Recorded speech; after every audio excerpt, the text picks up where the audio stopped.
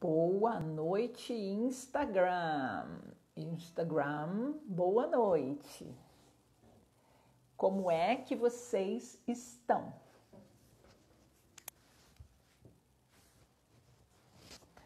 Salim já está por aqui. Fernandinha, seja muito bem-vinda. Vamos aproveitar e colocar a gaivota, o triangulinho para funcionar. Tudo bem, Gleide? Saudade imensa de você, graças a Deus que você voltou, fazendo uma falta danada aqui. Vamos apertar essa gaivotinha, começar a chamar os migues, as migas. Não vamos deixar ninguém de fora, porque essa live hoje, gente, se eu não viesse, eu vinha. Porque nós temos um convidado para lá de ilustre. E antes que... Oi, Rodrigo, prazer recebê-lo. E antes que vocês me perguntem por que você está de filtro preto. Primeiro, porque está na moda a foto preta. Sororidade com as migues. Segundo, porque são, infelizmente, mais de 80 mil brasileiros que se vão com a tal da gripezinha. Meus sinceros sentimentos a todas as famílias e a todas as pessoas que de alguma forma estão impactadas por essa tragédia que nos acomete. Que a espiritualidade maior possa nos amparar. O nosso assunto hoje aqui é Business Partner, RH Experiências, e nós estamos na terceira semana de convidados para lá de ilustres, para lá de experientes, para lá de Maravigold, compartilhando conosco aqui tudo que... Cuida bem do meu vizinho, tem uma reunião agora, tá bom, ele deve ser seu vizinho, né? Então tá bem, aproveita a reunião. Rodriguinho mandando recado. Então, nós temos aqui vários convidados maravilhosos que vieram compartilhar sua visão, suas experiências, dicas para nós, profissionais que militamos na área de recursos humanos. Está tudo aqui no meu IGTV, e se você não quiser olhar aqui, tá lá no canal do YouTube, no meu canal Lucimar Delaroli, tem uma playlist, chama RH Experiências, está todo mundo lá.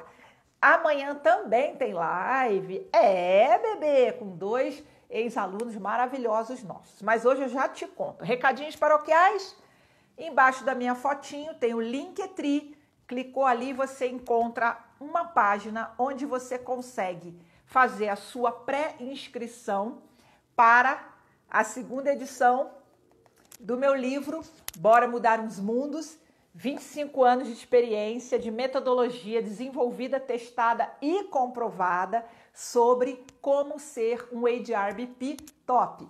Lá tem tendência, metodologia, perfil, pilares da consultoria, os aspectos todos necessários para os riscos e as oportunidades, o passo a passo. Você tem as resistências, como lidar com os clientes. Nossa, maravilhoso. Cheio de ferramentas, cheio de casos, cheio de reflexão, cheio de provocação. Procura aqui que você vai ver o bando de gente dando depoimento maravilhoso. Gente generosa que leu, que me deu feedbacks. Inclusive, esse nosso convidado de hoje tem um capítulo aqui, não é para poucos não, né? Tenho aqui uma galera muito boa. Eu sempre falo para vocês que eu sou excelente em ter amigos, né? Nesse mesmo link, você também se inscreve para a Semana Domínio Ciclo da Consultoria Interna. Quando é que começa, gente? Segunda-feira, uma semana inteirinha de conteúdo na veia online, mas precisa se inscrever. Vai ficar gravado e disponibilizado para aqueles que estão inscritos. Nós vamos ter todo o ciclo de consultoria, toda a metodologia top fera, tá bom? Não vai perder. Também tem o link para o meu canal no YouTube e, por fim, participar do nosso grupo Eu Sou HRBP Top. Quem não quer, né? Quem é HRBP Top não fica de fora. E agora vamos parar de perder tempo e vamos para o nosso convidado. De manhã fiquei pensando o que eu ia falar para descrever o Salim, né? Salim é um querido. E eu digo aqui que a primeira condição para estar na minha live é ser meu amigo e, obviamente, master competente, né? Meu amigo e competente. Juntou é o cara. Deixa que ele mesmo conta. Vamos embora botar ele para dentro dessa live aqui. E a todos vocês que vieram através do Salim, gratidão. Sejam muito bem-vindos. E puxa o banquinho aí, pega seu cafezinho que a gente vai começar a prosa. agora tomou gosto, não sai mais daqui, toda hora nas lives, maravilhoso. Aguarda o Salim, olha lá. Olá, cheguei. Tcharam, Tudo bom? tcharam. Não sei nem botar esses filtros, viu? Então não consigo nem te Você não acompanhar. precisa, porque você é lindo, tem pele de pêssego, tá? Não precisa. Quem tá faltando colágeno aqui precisa de filtro. Falta colágeno, falta tintura. Meu amigo, depois dos 35, babado é forte, viu? Tá, mas estou aqui presente para, né? Prazer enorme. Eu sei que o seu tempo é super bem administrado, que você faz mil e uma coisas, né? Tenho o prazer de tê-lo no meu hall de amigos. Compartilhamos sala de aula na formação de HRBPs há mais de um ano. Compartilhamos a experiência de você engrandecer muito meu livro aqui, dar o seu feedback. É muito gratificante. Então, para não perder tempo aqui, a gente começa recebendo o convidado com o dedinho no coração. Sobe o coração nessa live. E agora, meu amigo, conta para nós um pouquinho assim, no highlight da sua trajetória. Quem é você na fila do pão, né, Salim? Vamos lá. Quem eu sou? Né? Estão me ouvindo bem aí? Show! Vamos lá. Eu estou aprendendo esse mundo virtual, né, gente? É na minha terceira live no Instagram. Vamos lá. Ê! Eu sou executivo de RH, né? Eu trabalho na Ford, né? Eu cuido de algumas áreas do RH na Ford. Eu também sou professor, como você, eu dou aula em MBAs, dou aula na integração também. Estou tentando ser digital influencer agora, né? Estou aqui nas redes sociais. E eu, Maravilhoso, né? eu tenho um projeto social também que eu estou fazendo agora, né? Para apoiar grupos de vulnerabilidade social, né? Lançamos aí há pouco mais de 40 dias, mas a gente já conseguiu impactar aí 40 pessoas, eu tenho 80 voluntários. Tá bem bacana. Então é isso que eu Quem quiser faço. conhecer um pouquinho mais desse seu projeto, apoiar, ajudar, divulgar, como é que faz? Entra lá no Instagram, @quero transformar e se conecta, né? Se quiser ajuda, É apoio quero com também. K ou é quero com Q, o E? Quero com quê? Quero de brasileiro mesmo, né? Quero de, né, de estrangeiro, não. É quero brasileiro mesmo. Quero transformar. Tá na minha bio também lá no Instagram. Quem quiser que não me segue ainda, pode me seguir lá. Estou botando aqui para minha galera. E me fala uma coisa, você está fazendo um trabalho bem diferenciado, né? Dentro da sua própria organização, cuidando hoje da área de diversidade, você conseguiu fazer quebras de paradigmas incríveis. É que você é modesto, né? Conta para nós quais são as transformações organizacionais dentro de diversidade, cultura, que você está encabeçando, obviamente, com um time super competente que você ajuda a orquestrar. Vamos lá. Em termos de diversidade, a gente já implantou há mais de 20 anos algumas ações nos Estados Unidos, né, ações de proteção ao empregado. Aqui no Brasil, né, eu acho que demorou um pouquinho de chegar, mas são ações de compliance 0800, né, de como você garantir que as práticas que a sua empresa está fazendo e se relacionando com o empregado, elas sejam cada vez mais estruturadas e coerentes. E há mais ou menos 3 anos a gente começou a discutir como é que a gente implementava um programa de diversidade arrojado. Um programa sustentável, um programa de longo prazo, obviamente, mas que de fato tivesse conexão com a estratégia do negócio e que gerasse valor. Eu acho que é muito importante quando a gente fala com o nosso público de BPs, essa questão da estratégia do negócio, né? Muitas vezes não é o BP que reforça e cuida da diversidade, mas o BP é um grande embaixador do RH, ele é o atendimento do RH aí com as áreas clientes e acaba tendo uma interface Estão muito ouvindo? grande. Estão ouvindo? Ó, ó, ó. E aí o que acontece? Então o que a gente faz? A gente implementou um programa onde no primeiro momento a gente desenhou uma estratégia mais macro e na sequência teve aqueles alinhamentos com a liderança, né, que é um dos pontos mais importantes, você ter todo o seu board, toda a sua liderança conectada nesse projeto.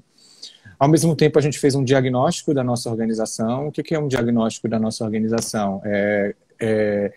Conhecer a nossa demografia, né? Muitas vezes as pessoas não têm consciência de quantos negros tem na empresa, quantas mulheres tem, quantas mulheres na liderança, as gerações que estão inseridas, a comunidade LGBTI+, que eu falo tanto. Então, assim, a gente tem uma série de questões que acabam ficando em aberto, são lacunas e a gente não trabalha. Então, fazer essa análise demográfica é muito importante. A gente contratou uma consultoria, que é a Mais Diversidade, eu super recomendo dar uma olhada no site, conhecer, aprofundar. E aí a gente começou a seguir um processo de implementação de ações e de estratégias, né? Começou com um processo de treinamentos, né, de lideranças, de pessoas de RH. Na sequência, a gente fez eu estou montando o processo na mente, eu tenho uma live amanhã sobre isso. E aí a gente começou a montar, a gente começou de certa forma, divulgar e difundir o programa, né, convidar outras pessoas com um processo de comunicação arrojado, sempre levando em consideração as nossas lideranças como protagonistas. Esse não é um movimento de RH, esse é um movimento de transformação da organização. E na sequência, a gente fez um grande evento no passado, que foi a primeira semana de diversidade da Ford. E aí a gente começou a tratar esse assunto de uma forma mais estratégica. Claro que é uma empresa que historicamente é uma empresa tradicional, mas o nosso papel era construir um diálogo. Então hoje o nosso trabalho é um trabalho de sensibilização, em inglês a gente fala muito awareness, que é um trabalho de colocar todos na mesma página, né? Então tá todo mundo junto ali entendendo. Então a gente está nesse evento essa semana, inclusive, a segunda semana de diversidade, e inclusive a gente abriu para o público, né? A gente convidou pessoas do mercado, quem quisesse assistir, podia assistir, as inscrições foram até segunda, eu não posso liberar mais. Mas é basicamente Já isso. ficou a dica. Meu amigo, você está falando um monte de coisa muito importante, né? Nós sabemos que o modelo de consultoria interna da Ford já é um modelo antigo, assim, já está consolidado, né? Me fala um pouquinho de como é para um profissional de RH chegar a um nível de HRBP numa empresa como a Ford. O que é requerido nesse perfil? O que você daria de dica para o público que nos ouve, que queira trilhar esse caminho? Muitas vezes eles estão saindo de uma área especialista ou ainda estão no início de carreira como um júnior ou um assistente, enfim, né? Numa empresa global com esse nível de desafio, que eu já vou explorar um pouquinho mais, como é que você vê e também tua visão de mercado? Eu vou dividir em 4, Lucimar. Eu acho que Tá. a primeira coisa é você ter uma visão de negócio, certo? Eu acho que você tem que ter visão de negócio. A gente sempre fala em aula, não é entender de finanças, etc. É você ter uma sensibilidade e uma conexão. O que é que a empresa faz, o que é que os concorrentes fazem, né? Você tem uma noção das áreas, né? Porque os BPs são divididos por áreas e às vezes você se especializa em marketing, em vendas, ou você se especializa em finanças, em áreas corporativas. Então você tem uma visão clara de negócio. Eu acho que isso é importante, esse olhar estratégico, né? E obviamente que o olhar estratégico você adquire com maturidade, né, com o tempo, mas isso é importante. O segundo são algumas questões técnicas de RH.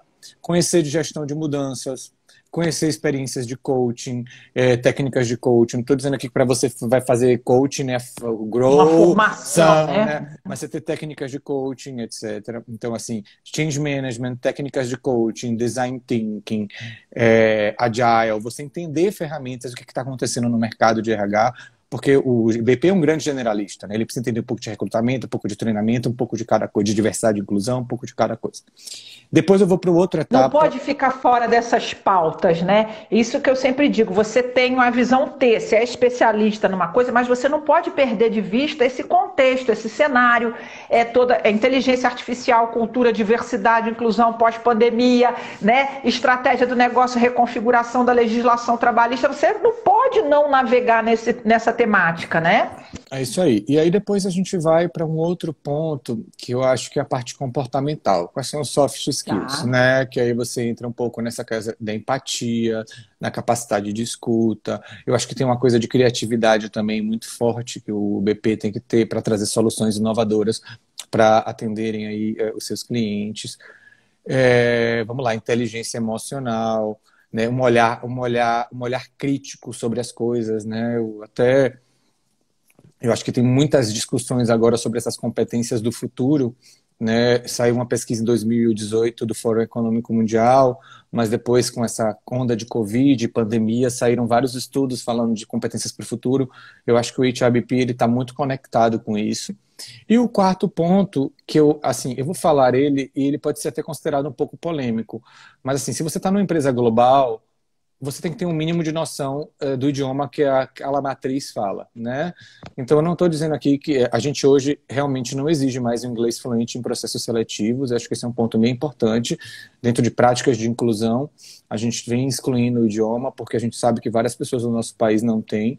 Mas é importante para o seu crescimento profissional, não para a entrada, mas para o seu crescimento, que você se dedique, né, que você explore, né, conhecimentos de idiomas. Aí tem ferramentas gratuitas também para aqueles que não têm renda poderem exercitar, mas acho que o desejo genuíno de querer aprimorar e conseguir falar na língua matriz, né, mesmo que se comunicar na língua matriz, eu não vou falar nem falar, se comunicar na língua matriz, eu acho que é um ponto importante. As carreiras hoje, elas precisam passar pela expatriação, elas precisam ser globais. Então, se você não tem a língua da corporação de origem, é muito difícil, né? E essa coisa da gente colocar empecilho, né? Eu estou no grupo Mulheres do Brasil e a gente faz a mentoria para empoderamento de jovens negras e refugiadas. Eu estou mentorando uma garota de 17 anos que mora num subúrbio do Rio de Janeiro, que o pai é porteiro, que a mãe é dona de casa, que passou para a Universidade Federal e fala inglês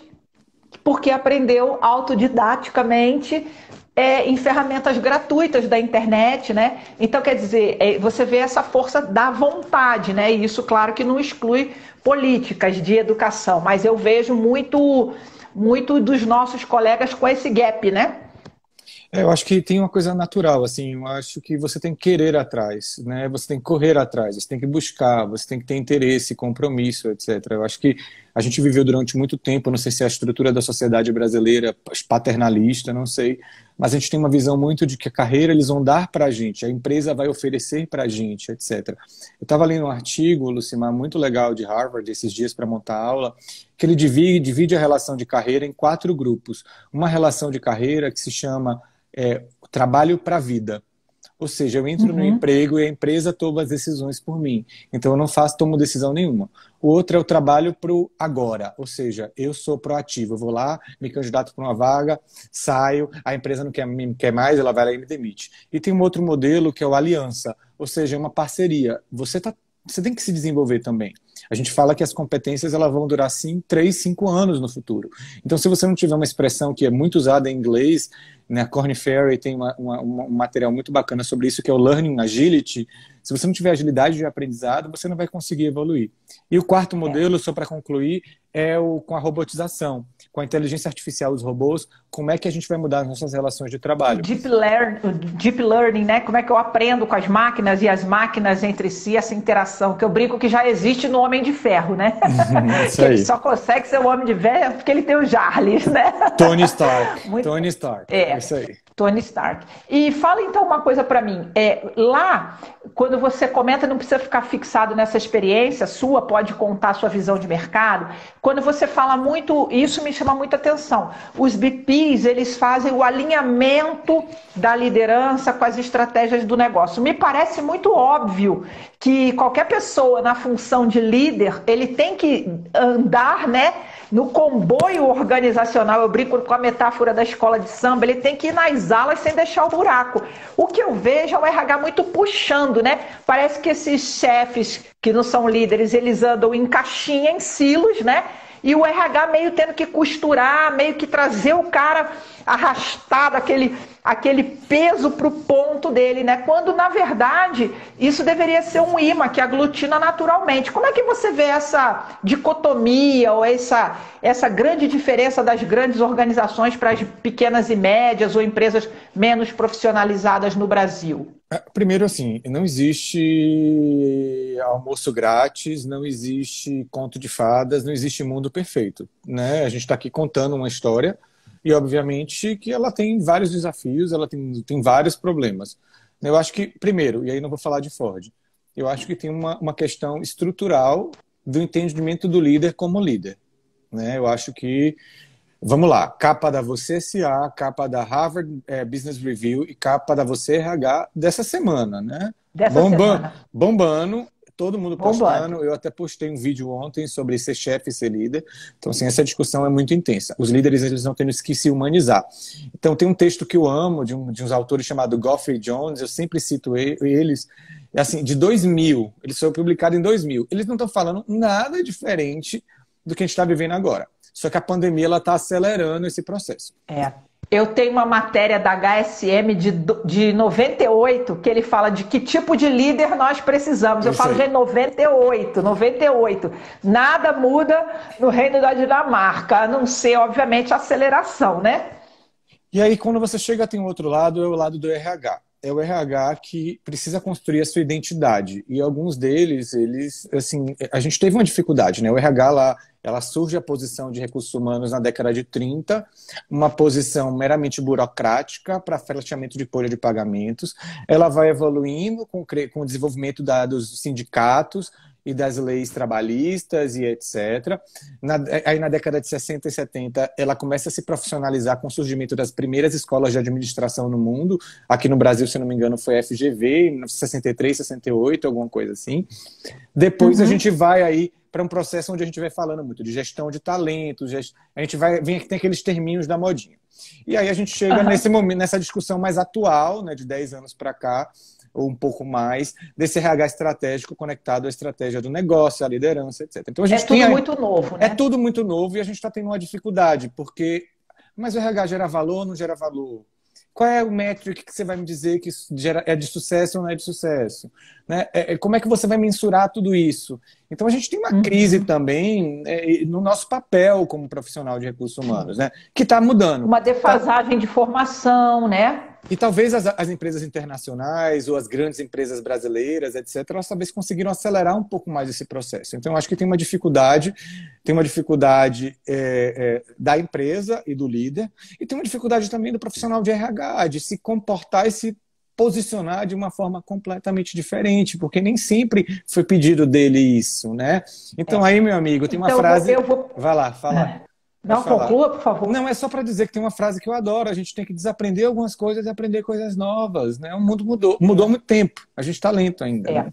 E eu quero chamar a atenção disso daí, enquanto você bebe uma aguinha, né? Que a gente se empolga aqui, que se deixar vai ter 3 horas de live aqui. É o tal do locus de controle, que o povo chama de accountability, de protagonismo. É assim, o que me cabe mudar e o que não me cabe. Eu, como profissional, não posso mudar sozinho a cultura de uma empresa, o mindset de uma liderança, porque isso é orquestrado, uma série de iniciativas que eu posso influenciar, mas não está no meu controle. O que está, então, no meu controle? Está no meu controle estar no nível da organização que eu desejo. Eu ainda não cheguei lá, tá bom, mas qual o caminho que eu estou construindo? O que eu vejo é muitas vezes o profissional meio se acomodando naquela estrutura que ele está, porque o mercado está difícil, de modo que quando as poucas oportunidades surgem, ele não está pronto, né? E a gente já sabe que desde mineiramente se fala que o trem se espera na estação. Primeiro você depois as coisas chegam. Agora você não pode esperar chegar para você ficar preparado, porque senão não vai chegar, né?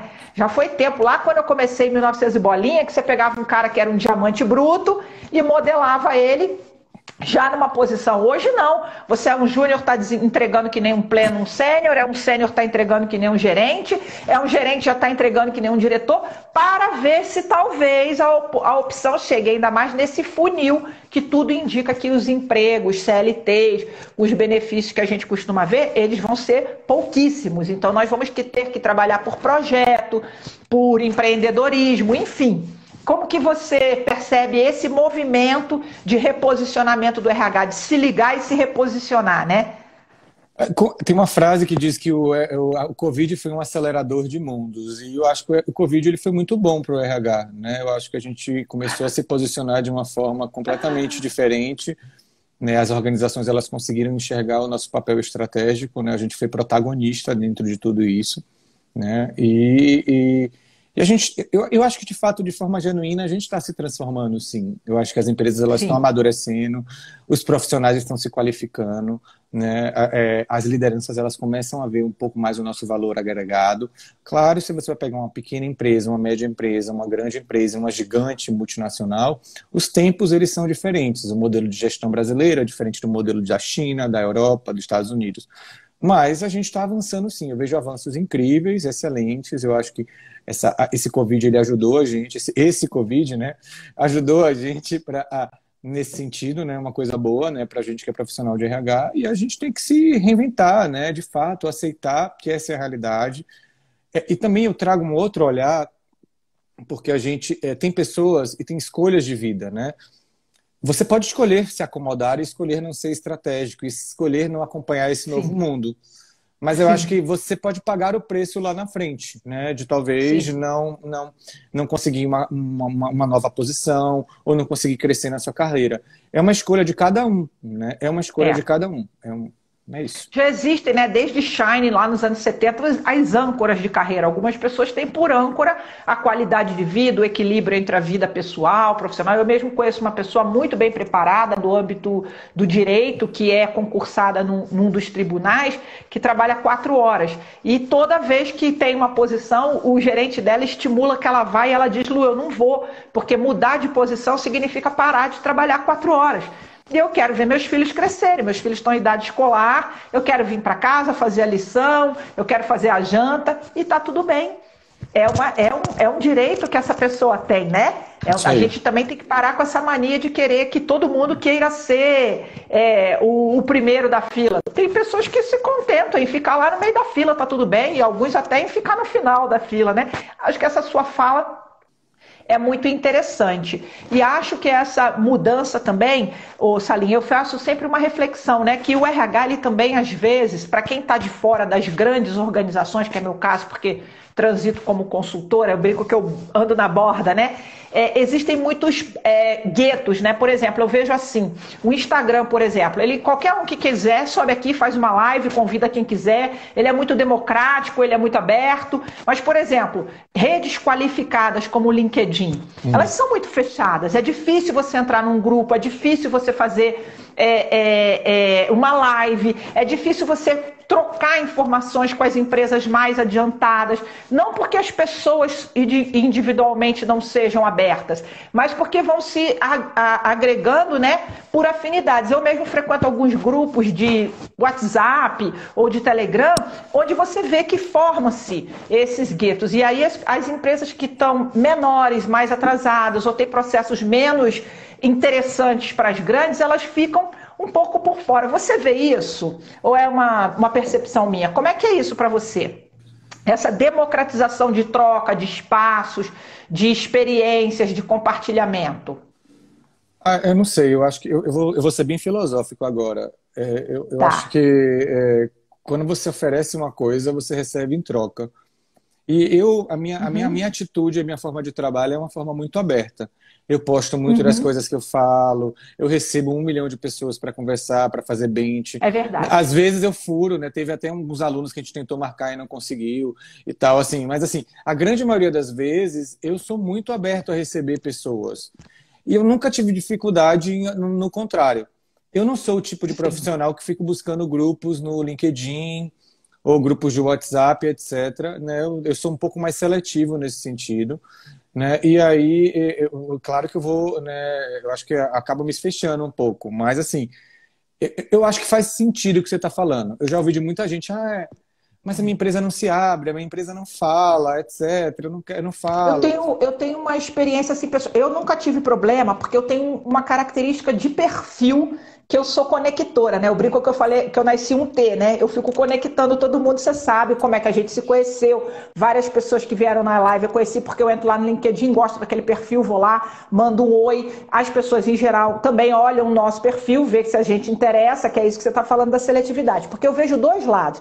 Vejo um lado daquele que quer acessar, que é difícil essa chegada. Eu mesmo assistindo lá cursos gratuitos ou não em LinkedIn, a primeira coisa que o Stop Voicer fala é: coloque na sua rede gente interessante. Quando ele fala isso, quando a gente fala de diversidade, nós estamos falando de uma exclusão daquela pessoa que não é interessante, né? E o que você chama de interessante? Aquele outro, você pode ser interessante para ele e ele não para você. Acho que fui clara, né? O segundo ponto é que muitas vezes, quando você, apesar dessa enorme demanda de trabalho que você tem, você se abre e recebe pessoas de fora da rede para um bench, para não sei o quê, eu vejo também o público trazer coisas muito pobres. né? Hoje mesmo na rede a pessoa fala assim, ah, quem tem um modelo de matriz Nine Inbox para me emprestar? Gente, você olha e fala, o que a pessoa está pedindo? O modelo matriz Nine Inbox são nove retangulinhos no Excel. O que essa pessoa está pedindo, né? Então é óbvio que ela fica ali gritando no meio da multidão e ninguém dá muita atenção, porque é um pedido sem pé, sem cabeça, sem contexto, né? Sem porquê, sem pra quê. Então eu vejo essas duas polaridades. Como você percebe isso? Assim, Ó, deixa eu olhar aqui um pouquinho. A Simone está falando que está sensacional. O Serginho está dizendo que concorda com esse pensamento. Provavelmente é meu, né, Serginho? Você é meu amigo, tem que concordar com o meu pensamento aqui. Eu queria ouvir também do público que está nos ouvindo como é que vocês veem isso, porque precisa desse movimento de puxar, né? Mesmo dentro do MBA, eu vi assim, as médias empresas, as pequenas empresas e as grandes empresas nos grupos. Porque eu entendo que um grande quer expandir, não quer reduzir, e o pequeno às vezes não chega no fôlego lá do grandão, né? Como é que você vê isso? vamos lá. Eu acho que existe um comodismo das pessoas que fazem perguntas, às vezes, que são até bobas, né? Porque você dá um Google e você descobre, né? Assim, você faz tem Google e descobre. Eu reconheço isso. Né? É porque a nossa área, eu acho que ela é uma área, é muito mesclada, né? Ela tem vários níveis. Né? Quando você entra em alguns grupos mais fechados de liderança, de gerente, de diretor, etc., você vê de fato uma discussão um pouco mais arrojada, uma discussão mais estruturada, né? Os próprios grupos que algumas organizações fazem, como a BRH, a Anshan, etc., existem discussões um pouco mais estratégicas, mas de fato no dia a dia eu sinto que as pessoas elas têm falta um pouco de proatividade antes de fazer uma pergunta. Eu sou muito cauteloso ao fazer perguntas, etc., até porque eu acho que o grupo de WhatsApp a gente tem que ter muito cuidado com a forma que a gente utiliza ele, né? E eu acho que a partir do momento que você posiciona, né, e expõe, é também a sua imagem que está relacionada àquilo tudo, né? Se você faz uma pergunta boba, né? Leva até o sobrenome da empresa junto, né? Então, assim, mas eu entendo que às vezes para buscar informações, para coletar dados, conhecer empresas, conhecer fornecedores, né, gente que está entregando, né, ter algumas referências, eu acho que é super positivo. Mas, assim, a gente vive hoje um excesso de informação, né? A gente checa o celular 150, 200 vezes por dia. Isso estudos antes da pandemia. Imagine como estamos agora. Então, se a gente... Já tem até o nome, né, do novo vício, né? Então, assim, se a gente não souber ser seletivo nesse processo, saber como... Eu acho que tem grupos bacanas, geram informações legais, tem outros que não são. Então, assim, é como você constrói a sua rede. Né? E os grupos eles vão mudando também para o nível de maturidade, né? Às vezes você está num grupo que talvez não esteja condizente com a contribuição que você está gerando para o negócio, para a contribuição estratégica que você está. Tem grupos muito grandes, né? Eu acho que tem um Telegram também que eu acho bacana, que você pode ter a opção só de receber a informação, não tem aquela troca. Então, assim, é isso. Assim, acho que essa é a minha opinião sobre isso. E dentro de uma formação do seu pessoal de IBP, dos seus especialistas, além desses 4 grandes blocos que você colocou, né, que a gente até já pôs aqui em resumo, qual é a sua dica como professor, como mentor, como profissional atuante? O que você acha que assim ajudaria? Quais são as perspectivas que você vê do RH para esse... Nem podemos falar de novo normal, porque a gente fica no normal, não normal, novo normal, né? Nossa curva não achata de jeito nenhum, né? Então a gente não volta. Parece jogador na beirada do campo se aquecendo e não chega a hora de entrar no jogo, né? Qual a tua leitura? O que você está vendo sobre isso? Vamos lá, eu tenho 10 tendências de RH que eu sempre uso para o futuro, né? Eu até abri meu slide aqui do lado, que eu tenho um computador sempre pronto. Vai pegar pronto. sua colinha, que você é desse também, né? Que a gente não é bobo. Eu sou neurótico, eu sou obsessivo por anotação, né? Então, né, eu acho que às vezes a gente tem que ter muito cuidado com as coisas que a gente fala, né? Então, acho que tem gente que não tem, mas eu tenho. Então, eu fiz um estudo, analisando algumas tendências, né? Muitas dessas coisas elas talvez não façam mais sentido com esse momento de Covid, mas eu reforço aqui. Então, para mim, uma primeira questão é como é que você vai conectar o propósito da sua empresa e o valor futuro dela. Né? E eu acho que o RH é um personagem importante nisso, né? Porque entra também employer branding aí, etc. Ninguém quer trabalhar numa empresa que não está preocupada com o outro. Ninguém quer trabalhar numa empresa que não entende o que é a pandemia. E aí vocês podem ver listas e listas de empresas que foram rechaçadas e entraram no blacklist durante essa quarentena. Então, acho que esse é um ponto muito importante, essa discussão de propósito, né, que é muito forte. Depois a gente tem a contínua conexão do RH com a diretoria e com o C-level, com o nível mais alto do board, né? A gente ainda tem uma discussão estratégica assim. A gente tem pontos para avançar. O outro ponto é mais agilidade, mais flexibilidade, super presente. E aí eu tenho uma reflexão grande que eu não sei qual vão ser as estruturas das empresas no futuro. Eu até brinquei com alguém esses dias, eu não sei se foi com você, Lucimar, quando é que o David Urich vai escrever um novo livro, né? Mas talvez... A gente falou sobre isso, né? Mas talvez o David Urich, ele, né, o modelo é perfeito, mas eu acho que talvez a gente precise de uma reflexão com relação a isso. A outra questão é como a gente vai digitalizar o RH, como é que ele vai ficar conectado, essa tecnologia vai chegar. A jornada do empregado, que a gente fala tanto de employee experience, né? Como é que a gente vai gerir esses empregados dentro desse novo contexto. Eu acho que tem novas formas de pagamentos, de compensation and benefits, né? De remuneração e benefícios. A gente está vendo tantas empresas dando cadeira de benefício, ajuda de internet, tem tanta coisa nova acontecendo. Um mix novo, né? E até da reformulação da própria relação. Eu acho que a relação de trabalho... ela vai virar one-to-one. Esse era o próximo item que eu ia falar, então você já falou. Eu nem vi sua lista, hein? Nova lista de mão de obra, novas formas de mão de obra, e tem uma discussão muito grande, quem quiser joga aí Workforce Planning para o futuro, etc. Tem muita coisa na internet. O outro ponto são os novos ambientes de trabalho, que era uma discussão muito forte daquele Workplace Experience. Esse eu tenho dúvidas. Como vai ser ele no futuro? Porque a gente talvez não tenha mais tantos escritórios como a gente tinha antes. E, para fechar, um assunto que a gente já falou, diversidade e inclusão, e o outro assunto que é dados, né? Lidar com grandes volumes de dados. Então, a gente já tem uma questão aí de lidar com grandes volumes de dados, como é que a gente vai tomar decisões baseadas em dados. O Salim, tem uma colega, tá como Brutucci, acho que é assim que fala. Ela fala, falando em livro, o que vocês indicam? O Salim tá sempre colocando nas redes sociais, eu também. O que acontece é que hoje, Bruno, não existe o livro, né? O Karnal até fala sobre isso de uma forma muito legal.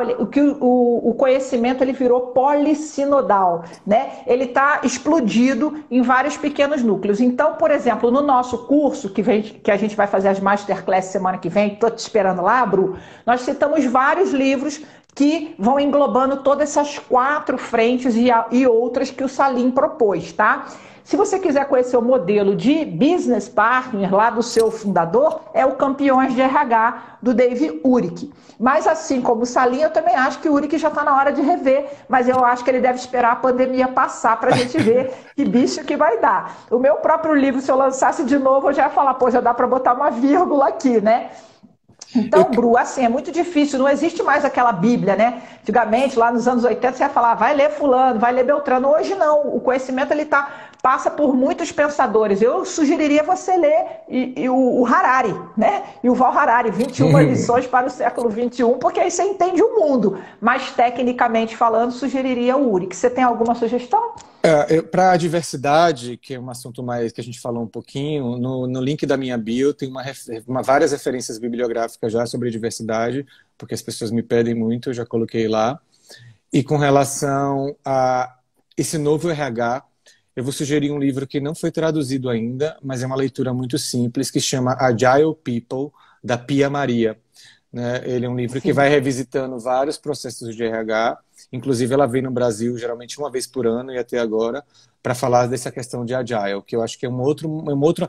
Eu acho que assim, a gente tem um modelo tradicional, a gente tem como as empresas funcionam, e tem algumas visões um pouco mais futuristas, que eu ainda tenho dificuldade de ver ele 100% na prática acontecendo. Mas é isso. Achei que você travou. Então, não, estava aqui lendo. Vamos lá. Eu estou comportada. O Serginho está sugerindo que Chiavenato. Chiavenato é um grande autor, ao qual eu tenho a honra de conhecer pessoalmente, mas vamos aqui, que ele não nos ouça, está um pouco old school, né? Mas, de qualquer forma, se você quiser pensar em subsistemas, em aprofundamento técnico de cada especialidade, sem dúvida, o Chiavenato é mestre, né? Mas a gente está falando desse novo RH, que é um co-criador, que é um orquestrador de diversidades de pensamento, com metodologias como Design Thinking, como com Agile, não pega no Chiavenato, não vai por aí. Ele disse que não sugeriu, ele falou que era piada, e aí eu vou falar uma coisa, assim... Desculpa, então eu tinha entendido errado. Não vou falar mal de Chiavenato, nunca conversei com ele, então... Não estou falando mal dele, eu não. só posso ter uma opinião quando eu conversar. Para montar algumas aulas recentemente de MBA na Business School São Paulo, eu li Chiavenato. Ele lançou um livro agora, em fevereiro, uma versão atualizada. Tem algumas coisas legais. Eu diria que ele é tipo um livro de consulta, sabe? Assim, eu quero entender o que é etapas de recrutamento e seleção. Vou lá. Mas, Sim, eu diria que a leitura hoje é você utilizar diversos artigos de diversos lugares. Para mim, a leitura da minha aula são artigos. São 4 artigos por aula e as pessoas vão aprender pelos artigos. No MBA também eu coloco artigos, podcasts, porque são reflexões, a pessoa tem que pensar, porque esse conhecimento ele tá desconstruído. Gente, eu tô aqui na live, o meu marido, que eu amo de paixão, vem aqui trazer um suquinho para mim. Desculpa aí, tá? Beijinho no ombro. Te amo. Não posso fazer nada, é casa, mistura tudo. Não, fica tranquila, tamo junto. E trazer um suquinho, maravilha. Então, assim, não dá mais muito tempo de livro, né? Claro que a gente não tá... Os grandes clássicos, né? Por exemplo, eu não abriria a mão do Dan Pink, eu não abriria a mão do Sinek, né? Simon Sinek, né? Simon Sinek. Dan Pink, porque ela é a melhor amiga do Daniel Pink, né? É maravilhosa, né? Tá aqui atrás de mim. Nunca viu falar de mim, mas enfim, que eu sou assim. Eu pego logo a intimidade. E o Harari, que eu tô lendo muito por causa do pensamento novo. Agora, eu quero aprender, Lucimar, RH. Aí, realmente, eu mergulharia num Chiavenato, sim, no ponto de vista de que ele é o cara que tem mais literatura no Brasil de ensinar subsistemas. Mas por que eu falo que ele é um pouco old school, com todo respeito, né? Reverenciando os ancestrais? Porque até a forma de fazer o trabalho, ela também está muito mudada, né? Quem hoje vai gastar muito tempo fazendo descrição de cargo? Gente, vamos combinar. Cargos mudam todo dia. Você acaba de descrever, o cargo mudou, está tudo reconfigurado, né? Os próprios planos de salários, a arquitetura de estrutura salarial, isso aí tudo que você já colocou nas tendências. Agora, Salim, conta para mim aqui, meu povo RH, quais são os seus recados? Das pautas de cultura, das pautas de diversidade, o que vem por aí, o que você proporia de legado para sua segunda geração, né? Como Porque assim? você já chegou lá, agora os novos que estão vindo, quais são Vamos os lá, desafios? os desafios. Eu acho que os desafios são tantos, gente. Eu acho que para o RH é conexão estratégica, né? Realmente é um desafio. Né? Vamos entrar nisso daqui. Vai lá. A piada ia virar tema. Serginho, você tem esse carisma, filho. Fazer o quê? Me fala assim, como é que uma pessoa que está num nível tático, que é um analista ou um BP, mas não é um BP estratégicão, como é que ele cola na alta liderança? Como é que ele chega perto da estratégia? Como é que ele cria essa conexão? Vamos lá. Eu acho que primeiro vamos fazer um exercíciozinho de casa. Você vai ler sobre a sua empresa, vai ler os resultados da empresa, os relatórios da empresa, vai ler sobre os concorrentes, vai entender o negócio que você está inserido para ter repertório e não falar besteira na frente do diretor, né? Vamos lá. Vamos se conectar e entender o negócio. Eu faço essa pergunta, né? Se o CEO te encontra no elevador, meu amigo, o que tu vai dizer no pitch de elevador pro CEO, né? Vamos estudar, né, amiga? Vamos estudar. E aí, depois disso, eu acho que você pode começar pedindo para participar de algumas reuniões. Eu acho que é um bom momento de entrada. Você participa, você entra, você começa a a participar de algumas reuniões, você escuta, você entende, você faz um diagnóstico.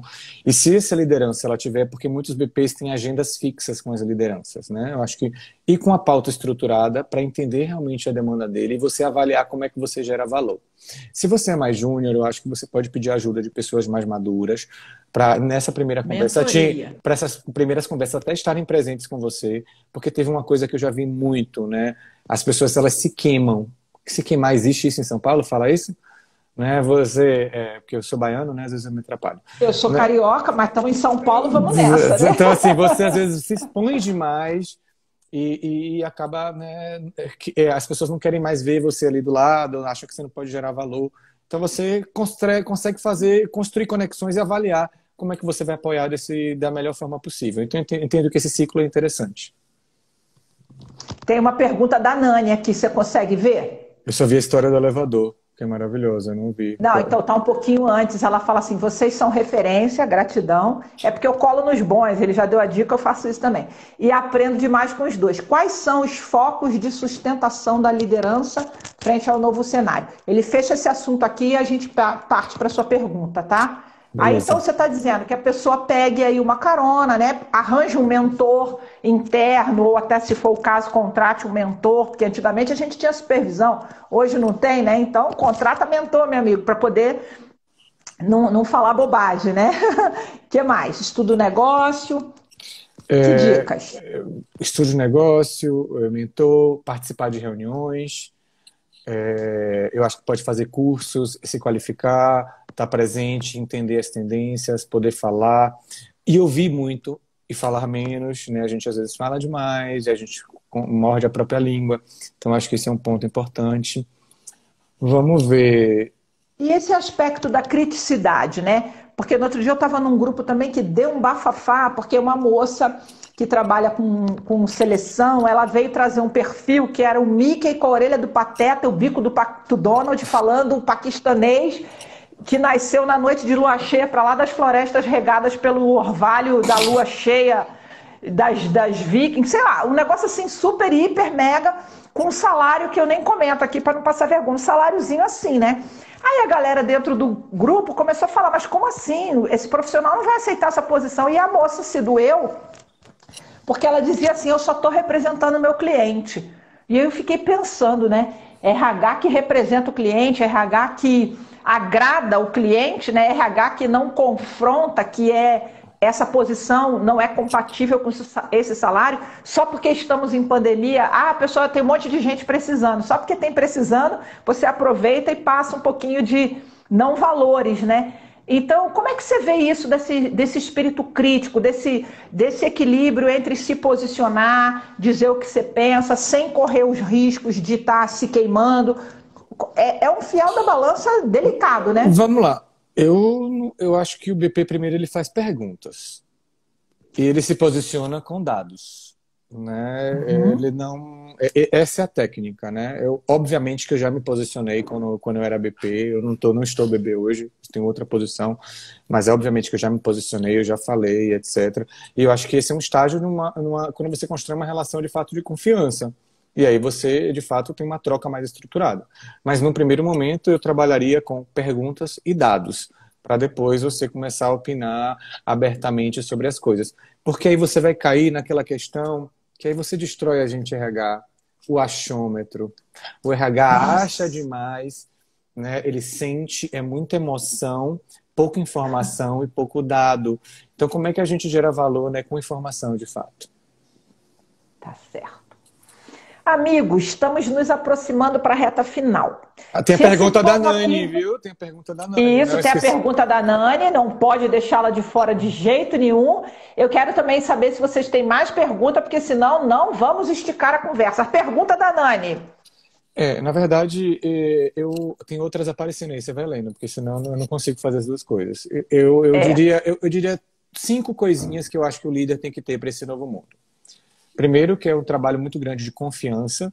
E aí eu atrelo confiança a duas coisas, que é a autogestão e a autonomia, que a gente está trabalhando hoje. Tem que delegar atividade, ouvir uma história bizarra de um líder que manda o carinha deixar a câmera acesa, né? Para você ver se o cara está trabalhando, não rola. Confiança nas pessoas, gente. Microgestão, né? Já deu, né? Não rola. Outra coisa, colaboração. Foco na colaboração, na integração entre as pessoas, o apoio mútuo, etc. Isso é muito importante. E aí tem a flexibilidade. Gente, eu estou disponível de 8 às 11, mas tem horas que eu vou lá cuidar do meu filho, vou olhar o meu cachorro, vou fazer a comida. Então, paciência. Essa é a vida, esse é o novo mundo. O outro ponto é transparência. Temos que falar as verdades. Temos que falar o que estamos sentindo, né? Eu acho que isso é muito importante. E eu acho que como você cria espaços mais diversos e inclusivos, ou seja, como você cria um ambiente de segurança psicológica para suas equipes serem quem elas quiserem ser, né? E diversidade aqui eu não estou falando de negros, mulheres, LGBTs, pessoas com deficiência. Eu estou indo muito além. É você. Diversidade de pensamento, diversidade de ideias, diversidade de visão de mundo. Isso é ótimo, né? Isso aí. A outra pergunta aqui, não é bem uma pergunta, é uma contribuição do Roberto. Ele disse que a gerente dele pediu para o cliente falar sobre ele, e o cliente disse que ele é ótimo e que super atende ao cliente. E a gerente então levantou as orelhas e já falou, mas como que ele super atende? Ela espera que ele incomode, né? E ontem também na palestra, a pessoa falou assim, não foi na segunda-feira, a Rosana Rosa, ela falou assim, não existe agradar o cliente, né? Não existe. A gente precisa provocar um pouquinho do ponto de vista de gerar um incômodo, não conflituoso, não belicoso, né? Não conflito negativamente falando, mas de deixar a pessoa repensar, né? Porque se tudo que ele quer você faz, se a relação é harmoniosa demais, não há um crescimento, não há um repensar, né? Isso aí. Nesse sentido, como que você vê? Lucimar, recapitula aí a pergunta, que eu até já me perdi. Foi tanta informação. Tá vendo? Foi tanta informação, vamos lá. Faz a pergunta. Eu também não sei mais o que eu disse, não. Ainda bem que tá gravado, depois a gente vê no YouTube. Maravilhoso, gente. Eu adoro isso. Eu adoro isso. A gente entra na conversa, né? Eu não sei mais o que eu respondo, mas se você... Tá tudo bem. Mas já teve mais alguma pergunta? Tem algumas perguntas, a Nani já colocou ali os pontos, mas eu sugiro realmente, eu comecei a ler, eu não terminei, essas 3 revistas que eu falei, né? Você SA, Você RH e a de Harvard. Rolou em vários grupos de WhatsApp aí as matérias na íntegra, né? Então quem né, pode pegar, não estou a favor da pirataria não, mas estão à disposição aí. Então, né, isso daí também eu acho que eu sou old school, eu tenho um ranço desse negócio de RH ficar trocando PDF de livrinho, PDF de revista. Eu não mando, mas eu recebo, eu falo, bacana. Mas, por exemplo, eu recebia da Você e eu fui comprar na banca hoje. Eu não aceitei. Quando eu ganho e eu gosto, eu compro. Eu acho que se a gente não tem condição de comprar a revista, amiga, pelo amor de Deus, né?